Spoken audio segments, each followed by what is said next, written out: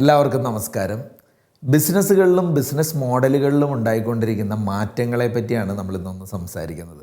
പല ആളുകളും ബിസിനസ് തുടങ്ങിക്കഴിഞ്ഞ് അതേ ബിസിനസ് മാത്രം ചെയ്ത് മുന്നോട്ട് പോവുകയും അതിനെപ്പറ്റി മാത്രം ചിന്തിക്കുകയും ഇനിയുള്ള കാലഘട്ടത്തിൽ ഇത് മാത്രമേ ചെയ്യാനുള്ളൂ എന്നും ചിന്തിക്കുമ്പോൾ നമ്മളൊന്ന് തിരിച്ചറിയേണ്ട കാര്യമുണ്ട്. നമ്മളിന്ന് ലോകത്ത് വളരെ പ്രശസ്തമായി കാണുന്ന ഒരുപാട് ബ്രാൻഡുകളും ഒരുപാട് പ്രസ്ഥാനങ്ങളും തുടങ്ങിയത് ഇന്ന് നമ്മളൊക്കെ കാണുന്ന ആ മേഖലയിലല്ലായിരുന്നു. ചുരുക്കി പറഞ്ഞാൽ ലംബോർഗിനി ലോകത്തെ തന്നെ വളരെ പ്രശസ്തമായ ഒരു ബ്രാൻഡാണ് അല്ലേ. വലിയൊരു ഓട്ടോമൊബൈൽ ബ്രാൻഡ്, അല്ലെങ്കിൽ നമ്മളിന്ന് കാണുന്ന ആഡംബര കാറുകളൊക്കെ ഉള്ള ആ ലംബോർഗിനി മുൻകാലത്ത് പരിശോധിച്ചാൽ അറിയാം അതൊരു ട്രാക്ടർ കമ്പനിയായിരുന്നു. എന്നിട്ട് പറയുന്നു സാംസങ് ഒരു ഗ്രോസറി സ്റ്റോറിൽ നിന്നാണ് തുടങ്ങിയത്. LG ഫേഷ്യൽ ക്രീമിൽ നിന്നാണ് ആരംഭിച്ചത്. ലോകത്തെ തന്നെ വളരെ ഫേമസ് ആയിട്ടുള്ള ഫേർണിച്ചർ ബ്രാൻഡാണ് ഐക്കിയ. ആ ഐക്കിയ ഒരു പെൻ കമ്പനിയായിരുന്നു.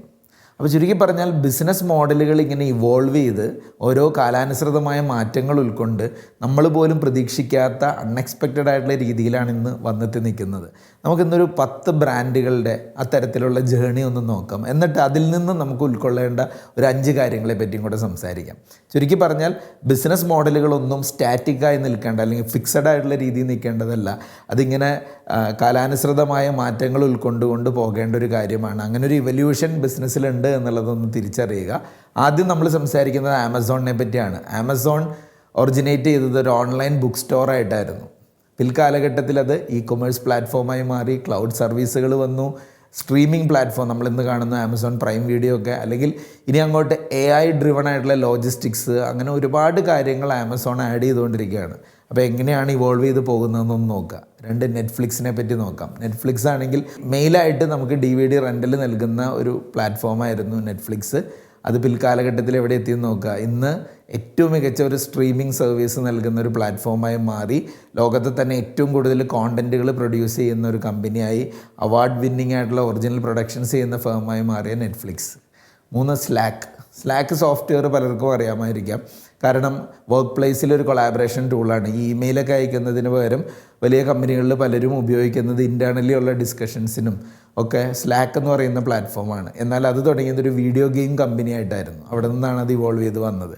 ട്വിറ്റർ, അല്ലെങ്കിൽ ഇന്ന് നമ്മൾ എക്സ് എന്ന് വിളിക്കുന്ന ട്വിറ്ററിൻ്റെ ഒറിജിനേഷൻ നോക്കിക്കഴിഞ്ഞാൽ പോഡ്കാസ്റ്റുകളുടെ ഒരു ഡയറക്ടറി പ്ലാറ്റ്ഫോമായിരുന്നു. ഓഡിയോ എന്ന് പറയുന്ന പോഡ്കാസ്റ്റുകളെ നമുക്ക് പരിശോധിക്കാൻ അതിൻ്റെ ഒരു ഡയറക്ടറി ആയിട്ട് ഉപയോഗിച്ചിരുന്ന പ്ലാറ്റ്ഫോമിൽ നിന്ന് തുടങ്ങി ഇന്നൊരു മൈക്രോ ബ്ലോഗിങ് അഥവാ സോഷ്യൽ മീഡിയ പ്ലാറ്റ്ഫോമായി മാറി, റിയൽ ടൈം കമ്മ്യൂണിക്കേഷനൊക്കെ നടക്കുന്ന ഒരു വലിയ പ്ലാറ്റ്ഫോമായി ട്വിറ്റർ മാറി. ഷോപ്പിഫൈ എന്ന് പലർക്കും വളരെ ഫേമസ് ആയിട്ട്, പ്രത്യേകിച്ച് കൊമേഴ്സ് രംഗത്തേക്കുള്ളവർക്ക് വളരെ പരിചിതമായിട്ടുള്ള ഒരു സ്ഥാപനമാണ്. ഒരു ഓൺലൈൻ സ്റ്റോറായിരുന്നു. എന്തിനാണെന്നറിയോ? Snow boarding equipments, snow boards ഒക്കെ ഉണ്ടല്ലോ, അങ്ങനെയുള്ള, അതായത് മഞ്ഞിലൂടെയൊക്കെ യാത്ര ചെയ്യാനും അതിലൂടെ ചെറിയ സ്കേറ്റിംഗ് ഒക്കെ ചെയ്യാനൊക്കെ ഉപയോഗിക്കുന്ന ഉൽപ്പന്നങ്ങളുടെയൊക്കെ ഓൺലൈൻ സ്റ്റോറായിരുന്നു. അതിൽ നിന്ന് ഒരു കൊമേഴ്സ് പ്ലാറ്റ്ഫോമിലേക്ക് ഷിഫ്റ്റ് ചെയ്തു. അതുമാത്രമല്ല, ഇന്ന് ലോകത്തുള്ള ഒരുപാട് ബിസിനസ്സുകളെ ഇൻ്റഗ്രേറ്റ് ചെയ്യുന്ന, അല്ലെങ്കിൽ ഒരു ബിസിനസ്സുകൾ റൺ ചെയ്യാൻ സഹായിക്കുന്ന ഒരു കൊമേഴ്സ് പ്ലാറ്റ്ഫോമായി പിൽക്കാലത്ത് മാറി. യൂട്യൂബിനെ സംബന്ധിച്ച് പറയുകയാണെങ്കിൽ ഒരു വീഡിയോ ഡേറ്റിംഗ് വെബ്സൈറ്റായിരുന്നു. ഡേറ്റിങ്ങിനൊക്കെ ആളുകൾ കണക്ട് ചെയ്തുകൊണ്ടിരുന്ന ഒരു വീഡിയോ ഡേറ്റിംഗ് വെബ്സൈറ്റ്. അതാണ് പിൽക്കാലഘട്ടത്തിൽ ഒരു ഗ്ലോബലി ഉള്ള വീഡിയോ ഷെയറിംഗ് പ്ലാറ്റ്ഫോമായി, യൂസർ ജനറേറ്റഡ് കോണ്ടൻറ്റ് മീഡിയയും ഒക്കെ ആയി മാറിയ യൂട്യൂബ്. ഇൻസ്റ്റഗ്രാം ഇന്ന് ഏറ്റവും കൂടുതൽ യങ്സ്റ്റേഴ്സ് ഉപയോഗിക്കുന്ന, അല്ലെങ്കിൽ എല്ലാവരും ഇന്ന് ഉപയോഗിക്കുന്ന ഒരു സമൂഹ മാധ്യമമാണ് ഇൻസ്റ്റഗ്രാം. ലൊക്കേഷൻ ബേസ് ചെയ്തിട്ടുള്ള ഒരു കാര്യങ്ങൾ അറിയുന്നതിനുള്ള ചെക്കിൻ ആപ്പായിരുന്നു ബർബൻ എന്ന് പറഞ്ഞിട്ടുള്ള. ആ ആപ്പിൽ നിന്നായിരുന്നു അവർ തുടക്കം. എന്നാൽ ഇന്നോ ഫോട്ടോ ഷെയറിങ്ങിനും അതുപോലെ തന്നെ ഇന്ന് സോഷ്യൽ മീഡിയ ജൈൻ്റായി മാറി ഒരു വിഷ്വൽ കോണ്ടൻറ്റിൻ്റെ കാര്യത്തിൽ ഇൻസ്റ്റഗ്രാം. നമുക്ക് അറിയാവുന്ന ഒരു ബ്രാൻഡാണ് നോക്കിയയുടെ തുടക്കം ഒരു പേപ്പർ മില്ലിൽ നിന്നായിരുന്നു. പിൽക്കാലഘട്ടത്തിൽ അവരൊരു ടെലികോം ലീഡറായി മാറി. മൊബൈൽ ഫോണുകളും ഒക്കെ നമ്മുടെ നാട്ടിൽ വളരെ പരിചിതമാക്കിയ ഒരു ബ്രാൻഡാണ്. പിൽക്കാലഘട്ടത്തിൽ ഇപ്പോൾ നോക്കിക്കഴിഞ്ഞാൽ നെറ്റ്വർക്ക് ഇൻഫ്രാസ്ട്രക്ചറിലാണ് അവർ ഫോക്കസ് ചെയ്തിട്ടുള്ളത്, ഇവോൾവ് ചെയ്ത് അതിലേക്ക് മാറി.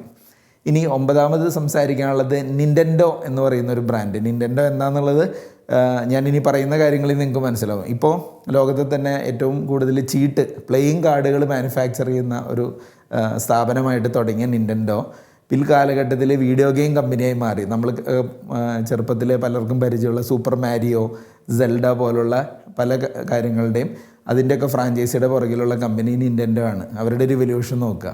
ഫൈനലി പറയാനുള്ളത് IBM പറ്റിയാണ്.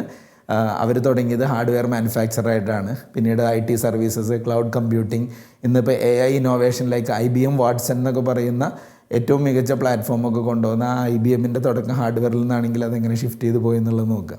അപ്പോൾ ചുരുക്കി പറഞ്ഞാൽ ഇപ്പോൾ നമ്മൾ സംസാരിച്ച് ഈ 10 കമ്പനികളെ പറ്റി കേൾക്കുമ്പോഴും നമുക്കൊക്കെ വളരെ പരിചിതമായ സർവീസുകളിൽ നിന്നല്ല അവരുടെ തുടക്കം.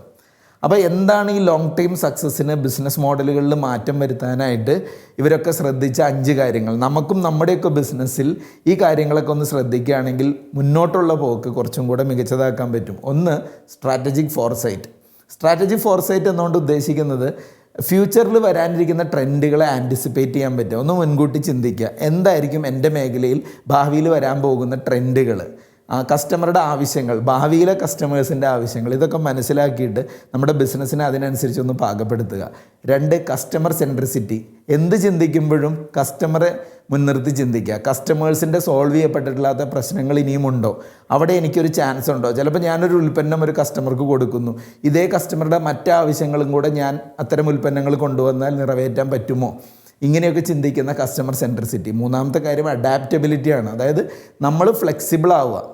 നമ്മൾ ആവശ്യം വരുമ്പോൾ അതിനനുസരിച്ച് പിവേർട്ട് ചെയ്യാൻ, ചേഞ്ച് ചെയ്യാനായിട്ട് നമ്മൾ ഫ്ലെക്സിബിൾ ആവുമല്ലോ. ഞാൻ ഇതാണ് തുടങ്ങിയത്, ഇങ്ങനെയാണ് ചിന്തിച്ചത്, ഇതിൽ മാത്രമേ നിൽക്കൂ എന്ന് ചിന്തിക്കാതെ വേണമെങ്കിൽ മാറ്റങ്ങൾ ഉൾക്കൊള്ളാനുള്ളൊരു മനസ്സുണ്ടാവുക. 4ാമത്തെ കാര്യം ഇന്നോവേഷൻ. എപ്പോഴും ടെക്നോളജിയെ കൂട്ടുപിടിക്കുക, ക്രിയേറ്റീവായി ചിന്തിക്കുക, പുതിയ കാര്യങ്ങൾ കൊണ്ടുവരാനും പുതുമ കണ്ടെത്താനും വ്യത്യസ്തമായ കാര്യങ്ങൾ ചെയ്യാനും ചിന്തിക്കുമ്പോഴാണ് ഈ ബിസിനസ് മോഡലുകളിൽ എവല്യൂഷൻ ഉണ്ടാവുന്നത്. ഫൈനലി പറയാനുള്ളത് നമ്മുടെ ലീഡർഷിപ്പ് തന്നെയാണ്. നമ്മളിലും കൂടെ ഒന്ന് ഇൻവെസ്റ്റ് ചെയ്യുക. അപ്പോഴാണ് നമുക്ക് പുതിയ ചിന്തകൾ, പുതിയ ആവശ്യങ്ങളും അല്ലെങ്കിൽ പുതിയ ആഗ്രഹങ്ങളും ഒക്കെ വരുന്നത്. നമ്മുടെ ടീമിനെ ആണെങ്കിലും ഇൻസ്പയർ ചെയ്യുക പുതിയ മാറ്റങ്ങൾക്ക് വേണ്ടിയിട്ട്. ചിലപ്പോൾ ചെറിയ റിസ്ക് ഒക്കെ എടുക്കേണ്ടി വരും, പക്ഷേ അതിലൂടെ കടന്നു പോയിട്ടാണ് ഇത്തരം കമ്പനികളൊക്കെ വിജയിച്ചത്. അപ്പോൾ എന്തുകൊണ്ട് നമ്മൾ ഈ വിഷയമൊക്കെ സംസാരിച്ചു എന്ന് പറഞ്ഞാൽ, ലോകപ്രശസ്തനായ നമ്മുടെ സ്റ്റീവ് ജോബ്സ് പറഞ്ഞ വാചകമുണ്ട്, innovation distinguish between a leader and a follower എന്നുള്ളത്. നമുക്ക് എല്ലാവരും ചെയ്യുന്നതിൻ്റെ ഫോളോവർ ആവണോ അതോ ഒരു ലീഡർ ആവണോ? എങ്കിൽ ചില പുതുമകൾ കണ്ടെത്തണം. നമ്മുടെ ബിസിനസ്സിലും ബിസിനസ് മോഡലുകളിലൊക്കെ ആ പുതുമകൾ കൊണ്ടുവരിക. അങ്ങനെ വരുമ്പോൾ ഓരോ ട്രാൻസ്ഫോർമേഷനും ഒരു വെൽ ഡിഫൈൻഡ് സ്ട്രാറ്റജിയുടെ ബേസ് ചെയ്തിട്ടാവും. അതായത് ഓരോ മാറ്റങ്ങളും വ്യക്തമായ പ്ലാനിനെ ബേസ് ചെയ്തിട്ട് തന്നെയായിരിക്കും. ഈ കമ്പനികൾക്കൊക്കെ ഇത് സാധ്യമായെങ്കിൽ നമ്മളൊക്കെ തുടങ്ങി വെച്ച പല പ്രസ്ഥാനവും അല്ലെങ്കിൽ പല ബിസിനസ് മോഡലുകളും ചിലപ്പോൾ ചെറിയ മാറ്റങ്ങൾ കൊണ്ടുവന്നാൽ ചിന്തിക്കുന്നതിനപ്പുറം വളർത്താനായിട്ട് സാധിക്കും. Thank you.